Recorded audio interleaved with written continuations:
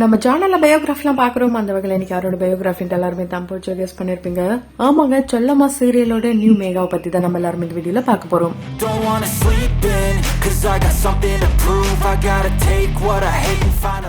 திவ்யா கணேசன் அவர்கள் தான் already Megha character பண்ணிட்டு இருந்தாங்க செல்லம்மா சீரியல்ல. அவங்க ஒரு சில காரணங்களுக்காக இந்த சீரியலை விட்டு சடனா போயிட்டாங்க.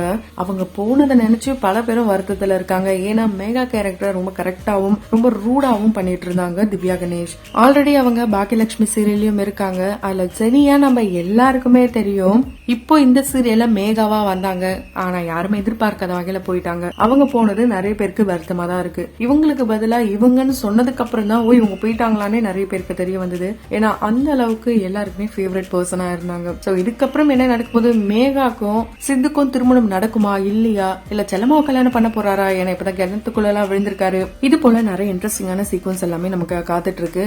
இதெல்லாம் ஒரு பக்கம் இருக்கும் போது இவருக்கு பதில் இவருன்னு போன மாதிரி யாருப்பா இந்த பொண்ணு எங்கேயோ பார்த்த மாதிரி இருக்கே அப்படின்னு நிறைய பேர் நினைச்சுப்பீங்க. ஆல்ரெடி இவங்க நடிச்சிருக்காங்க. ஆனா இங்க கிடையாதுங்க, மலையாளத்துல நடிச்சிருக்காங்க. இவங்க தமிழ்லயும் வந்திருக்காங்க. அது என்ன ஷோ, இவங்க எப்படி இந்த இண்டஸ்ட்ரிக்குள்ள வந்தாங்க, இவங்களை பத்தின நிறைய இன்ட்ரெஸ்டிங்கான விஷயங்களை தான் தொடர்ந்து இந்த வீடியோல நம்ம பார்க்க போறோம். செல்லம்மா சீரியல்ல நியூ மேகாவுடைய ரியல் நேம் ஸ்ரேயா சுரேந்திரன். இவங்களுக்கு 30 வயசு. இவங்க பிறந்தது வளர்ந்தது இப்படி எல்லாமே பாத்தீங்கன்னா கேரளா தானா. கேரளால தான் இவங்க படிச்சு வளர்ந்துருக்காங்க.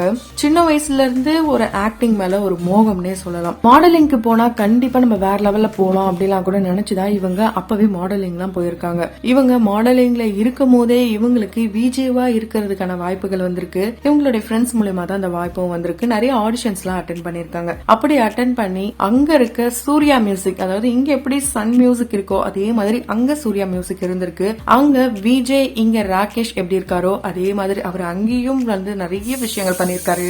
நிறைய ஷோஸ் இவங்க 2 பேரும் பேர் பண்ணி தான் பண்ணிருக்காங்க. சோ இவங்களுக்கு வாட்ஸ்அப் அப்படின்றதே பாக்குறதே பிடிக்காதாம். சோசியல் மீடியா எடுத்துக்கிட்டோம்னா அது இன்ஸ்டா மட்டும் தானாம். இன்ஸ்டால நிறைய போட்டோஸ், அதாவது அவங்களே செல்ஃப் டெவலப் பண்றதுக்கான ஒரு வாய்ப்புகள் அவங்களுக்கு இன்ஸ்டா மூலியமா கிடைச்சதாம். இன்ஸ்டா இல்லனா பேஸ்புக், இது 2த்துல தான் இவங்க இருப்பாங்களாம். வாட்ஸ்அப் பக்கம் வரவே மாட்டாங்களா. இவங்களுக்கு மெசேஜஸ் வந்தாலும் ரொம்ப ரேரா தான் பாப்பாங்களாம், ரிப்ளை பண்ணுவாங்களாம். இது போலலாம் இருக்கு. இவங்க தமிழ் நல்லாவே பேசுவாங்க. தமிழை இங்க வந்துதான் இவங்க கத்துக்கிட்டாங்க.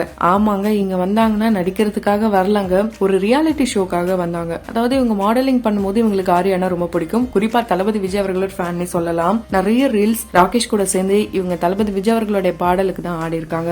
அப்பதான் வந்து சொல்லியிருந்தாங்களாம், இந்த போல உனக்கு ஆரியா பிடிக்கல, அவரு ஒரு வீடியோ ஒண்ணு வெளியிட்டிருக்காரு, நீ போய் பாரு அப்படின்னு சொல்லியிருக்காங்க. அப்ப பார்க்கும்போது வீட்டு மாப்பிள்ளை அப்படின்ட்டு 4 வருஷத்துக்கு முன்னாடி ஒரு ரியாலிட்டி ஷோ வந்தது. அதுலதான் பெண் பார்க்கும் படலம் ஒண்ணு ஏற்பட்டது ஆரியாக்கு. அதனால சம சர்ச்சில் சிக்கினாரு ஆரியாவா. அதெல்லாம் ஒரு பக்கம் இருக்கு. அவர் நின்று கூட தான் இவருக்கும் நிறைய ஒரு காம்போ வந்தது, நல்ல ஒரு பாண்ட் இருந்தது இப்படிலாம் சொன்னாங்க. அதே மாதிரி தான் இவங்களுக்கும். இவங்க பாத்தீங்கன்னா லாஸ்ட் ஒரு ஃபைனலிஸ்ட் வரைக்கும் கூட போனாங்கன்னு சொல்லலாம். அதுக்கப்புறம் தான் எவிக்ட் ஆகி வந்தாங்க. இவங்க ஒரு டான்சிங் குயினே சொல்லலாம். சின்ன வயசுல இருந்து டான்ஸ் ஆட பிடிக்கும். அது மட்டும் இல்லாம இங்கேயும் டான்சிங் குயினா தான் இருந்தாங்க. இவங்க இந்த இண்டஸ்ட்ரிக்கு வரப்போறேன் அப்படின்னு சொல்லும் போது இவங்க அப்பா அம்மா 2 பேருமே ரொம்பவே சப்போர்ட்டிவா இருந்திருக்காங்க. இவங்களுக்கு ஒரு அண்ணன் இருக்காங்களாம். அவங்க தான் ஐயோ செட் ஆகுமா இல்லையா, என்ன நடக்க போகுது, இது போல பயத்தோடய இருந்திருக்காரு. அதுக்கப்புறம் ஓகே என்னால முடியும், ஐ கேன் டூ இட் அப்படிலாம் சொல்லி தான் இவங்க வந்தாங்களாம். அப்படி இவங்க வந்த ஷோ தான் நம்ம வீட்டு மாப்பிள்ளை. இந்த ஷோல ஸ்ரீயான்னு சொன்னா கண்டிப்பா தெரியும், டான்சிங் குயின்னு சொன்னா தெரியும். இவங்க உள்ள இருக்கும் போது நிறைய விஷயங்கள் பண்ணிருந்தாங்க. வெளியே வந்ததுக்கு அப்புறம் ஒரு போஸ்ட் ஒண்ணு போட்டாங்க. ஆரம்பிக்கும் போது இவங்க என்ன சொன்னாங்கன்னா, ஆரியா எனக்கு ரொம்ப பிடிக்கும், ஆரியா கூட பேசணும் பழகணும் தான் உள்ள போனாங்க. வெளியே வந்ததுக்கு அப்புறம் ஒரு போஸ்ட்ல அவங்க என்ன சொல்லிருப்பாங்கன்னா, நான் ஆரியாக்காகலாம் போல, என்னுடைய தனித்திறமைகளை வெளிப்படுத்த தான் போனேன், அதை இந்த ஷோவை நான் பிளாட்ஃபார்மா எடுத்துக்கிட்டேன் அப்படிலாம் அவங்க சொல்லியிருப்பாங்க. அந்த வீடியோ எல்லாம் பாத்தீங்கன்னா ரொம்பவே சர்ச்சையாச்சு. அந்த போஸ்ட் எல்லாம் ரொம்ப சர்ச்சையாச்சு. அதுக்கப்புறம் தான் இவங்களுக்கு மலையாளத்துல சாக்லேட் சீரியல்ல வில்லி கேரக்டர் நடிக்கிறதுக்கான வாய்ப்புகள் வந்தது. அதுலயும் ராகுல் தான் நடிச்சிருப்பாரு. அதை தொடர்ந்து நம்ம வீட்டு பொண்ணு இங்க தமிழ்ல ஒரு சில சீக்வன்ஸ் வந்திருப்பாங்க.